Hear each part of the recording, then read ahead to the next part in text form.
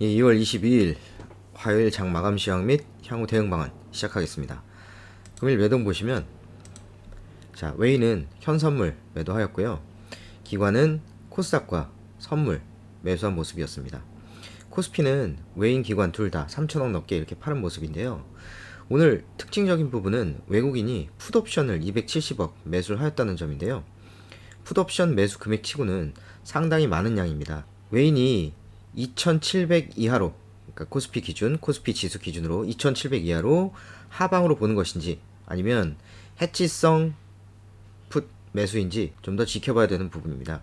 금일 유럽 증시 급락과 미선물 현재 시간의 급락세에도 불구하고 우리 장이 비교적 버텨준 모습은 개인의 매수세 때문입니다. 개인은 코스피 6,700억, 선물 1,900억 매수하였고요. 코스닥도 이렇게 매수하는 모습이었습니다. 자, 오늘 하루 지수 흐름 보시겠습니다. 코스피 같은 경우에는 이렇게 시가를 약간 상회하면서 종가 마감을 하였는데요. 파란색 실선 웨인 같은 경우에는 장 막판으로 갈수록 이렇게 수급이 안 좋아지는 모습 보였고요. 기관은 관망세 보였죠. 그 다음에 개인 같은 경우에 장 막판으로 갈수록 매수폭을 조금은 확대해주는 그런 모습도 보였습니다. 자, 코스닥 경우에도 시가보다 약간 위에서 마감을 하였는데요. 자, 현란하죠. 장 초반에는 코스피처럼 조금 낙폭을 축소하는 듯한 모습도 보였죠. 요런 낙폭을 축소하는 모습 같은 경우에는 왜 이런 모습이 나왔느냐면 오늘 증권사 리포트들에서도 어느 정도 나온 부분인데요. 러시아와 서방 국가 간의 이런 우려감이 증폭될 때 전쟁까지 번지지는 않았다는 점, 그리고 현재 모습도 러시아나 서방 국가나 사실상의 어떤 전면전은 원하지 않는다는 이런 부분들, 그리고 어떤 전쟁에 대한 우려감 때문에 그동안에 증시의 낙폭이 좀 과대했다는 부분, 이미 선반영이 좀 되었다는 부분, 이런 부분들 때문에 장 초반에는 상승세가 나오나 싶기도 할 정도로 낙폭을 줄이는 모습도 보여줬었는데요. 그리고 나서 이제 10시 이후로 다시 하락세, 자, 10시 이후로 다시 저점을 낮춰가면서 하락세가 나오다가 장 막판에는 이렇게 시가 부근, 또 시가보다 약간 위에서 마감을 해주었습니다. 하지만 코스피와 마찬가지로 웨인 수급 같은 경우에는 장 막판으로 갈수록 이렇게 안 좋아졌다는 부분이고요. 코스닥 같은 경우에도 개인이 이렇게 주가 매수에 가담을 하면서 지수를 어느 정도 방어해줬다는 이런 특징 말씀드려 보겠습니다. 자, 그래서 결국에는 코스피가 마이너스 1.35%, 코스닥은 마이너스 1.83% 급락 마감을 하였고요. 그런데 미국 선물은 더합니다. 오늘 하루 종일 미 나스닥 선물 같은 경우에는 2%대 완전 급락세죠. 초급락세, 폭락세죠. 폭락세를 계속해서 보였다는 점, 뭐 2% 위로도 잠깐 올라온 적도 있었지만, 그리고 뭐 S&P 미선물 같은 경우에 시간에 1.5% 내외로 하락세를 보이고 있는 점, 홍콩 같은 경우에는 지금 3% 내외로 폭락세를 보이고 있습니다. 이런 식으로 아시아 증시도 굉장히 안 좋은 모습 보이고 있죠. 자, 금일 뭐 장은 안 좋았지만 그래도 수급 관심주 좀 살펴보시겠습니다. 자, 오늘 수급 관심주 1위는 LNF입니다. LNF. 자, 오늘 양극재 관련주들 좋았는데요. LNF 같은 경우에는 시장 급락세에도 불구하고 이렇게 2% 넘는 상승세가 나왔습니다. 기관과 외인 매수에 들어왔고요. 그 다음에 SM, 제가 엔터주 관심 있게 보시라 말씀을 드린 부분이 있고요. 그 다음에 GSE는 도시가스 사업을 하는 회사인데요. 금일 이렇게 상한가가 나왔습니다. 러시아와 우크라이나 간의 그런 어떤 긴장감 고조로 인해서 원자재 가격과 석유 가격 등등이 급등을 하고 있습니다.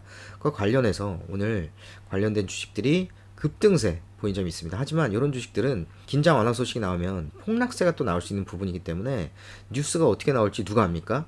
관련해서. 그렇기 때문에 조심하는 부분이 맞습니다.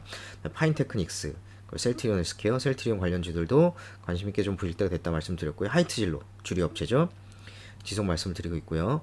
인터플렉스, 그 다음에 인터플렉스 오랜만에 수급 관심주로 잡혔습니다. 8% 급등이 나왔고요. 인터파크도 리오프닝 관련주죠.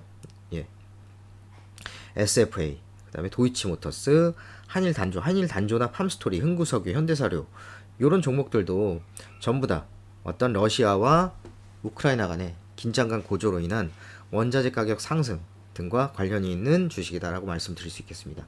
자, 이 정도 보시겠습니다. 자, 업종별 수급 흐름 보시겠습니다. 코스피 같은 경우에 외인 기관 3천억 넘게 매도가 나왔는데요. 금융투자, 투신, 연기금 다 골고루 매도가 나왔네요. 기관 같은 경우에는 대형주 위주로 매도를 하였고 전기전자 매도세 나왔고요. 금융업도 오늘은 매도세가 나왔네요. 그 다음에 제조업도 매도하였고요. 자, 외인 수급 한번 보시겠습니다.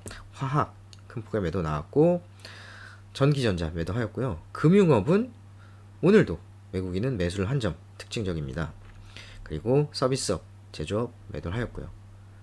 자, 코스닥 보시겠습니다. 기관은 약간의 매수를 하여 주었는데요. 투신과 연기금 위주의 매수세가 들어왔다는 점. 자, 기관 같은 경우에는 오락문화 위주의 매수세 들어온 점 특징적인 부분 알 수가 있겠습니다. 그 다음에 전기전자 매수하였고요. 외인은 매도를 때렸습니다. 480억 넘게 매도를 하였고요. IT 하드웨어는 매수를 좀 해줬죠. 자, 여기까지 보시겠습니다. 자, 오늘 코스피 업종 차트인데요. 여기 이 볼린저 밴드 중심선 그리고 21선 이 부분에서 강하게 돌파를 해주지 못하고 W자를 만들면서 이렇게 상승으로 돌리지 못하고 다시 이렇게 주춤주춤 되는 모습입니다. 여기서 이제 밑으로 쭉 다시 하락세가 나오면 하락장이다 라고 말할 수 있는 부분이 되겠죠. 여기서 이제 21선을 뚫고 돌파해준다면 좋겠지만 주춤주춤 거리고 또 하락하는 모습을 보인다는 점이 금일 외인의 풋 매수세만 보더라도 조금은 조심해야 될 부분이 아닌가 이렇게 보이기도 합니다. 자, 요즘에 온통 주식시장 뉴스가 우크라이나 지정학적 리스크와 관련이 있는데요. 사실은 다음 주 월요일부터 MWC 2022가 3년 만에 오프라인으로 진행이 됩니다. MWC가 뭐냐면 모바일 월드 콩그레스의 줄임말인데요. 통신 관련 기술 박람회라고 보시면 되겠습니다. 스페인에서 열리는데요. 다음 주 월요일부터 국내 주요 기업들도 참가를 해서 5G 관련한 기술이라든지 모바일 관련 기술들을 시연할 예정입니다. 그런데 시국이 또 시국인지라 이슈가 크게 반영이 안 되는 부분이 있습니다. 참 아쉽죠. 자, 어쨌든 금일 국장이 어느 정도 글로벌 리스크, 글로벌 증시 하락세에 비해서는 조금은 그래도 버텨준 부분이 약간 있는데요. 그런 부분들은 사실상 전쟁으로 인한 주식시장 급락세는 아직까지 없었다는 점, 그리고 오히려 이런 리스크가 지나간다면 장이 급반등도 가능하다라는 생각으로 어떤 저점 분할 매수세가 약간은 그래도 들어와 줬다는 부분, 그런 점들이 있겠는데요.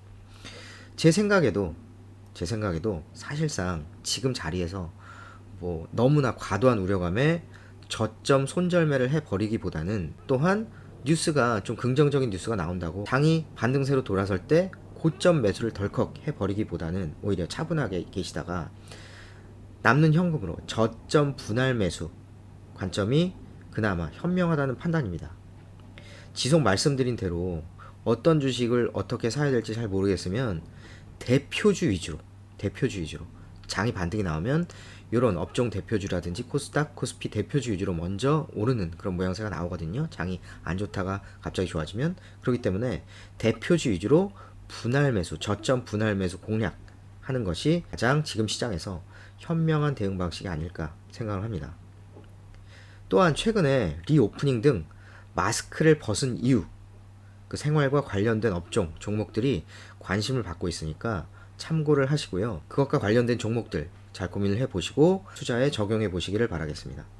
오늘도 고생이 많으셨습니다. 내일 뵙겠습니다. 감사합니다.